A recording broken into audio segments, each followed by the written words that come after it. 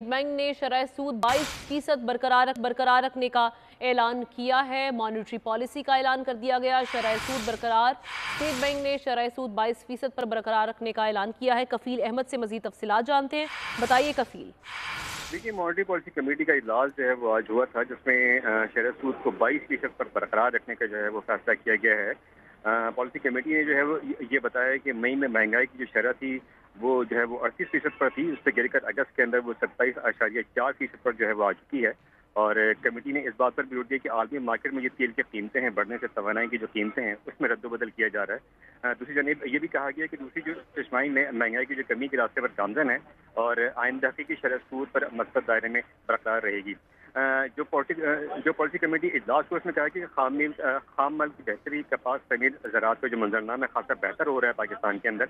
आलमी सतह पर तेल की जो कीमतें हैं वो $90 फी बैरल की सतह पर पहुंचने से मकामी सतह पर पेट्रोल जो है वो उसकी प्राइसेस में जो इजाफा देखा जा रहा है। जबकि ये भी बताया गया कि जारी जो खातों का खसारा है गुज़िश्ता 4 माह फाजिल रहने के बाद जुलाई में जो है उसमें कमी देखी गई है। ठीक। तो ओवरऑल ये सिचुएशन और जो मॉनेटरी पॉलिसी के जो कमेटी का इजलास हुआ तो उसमें शरह सूद को 22% पर बरकरार रखने का फैसला किया गया। शुक्रिया आपका कफील अहमद।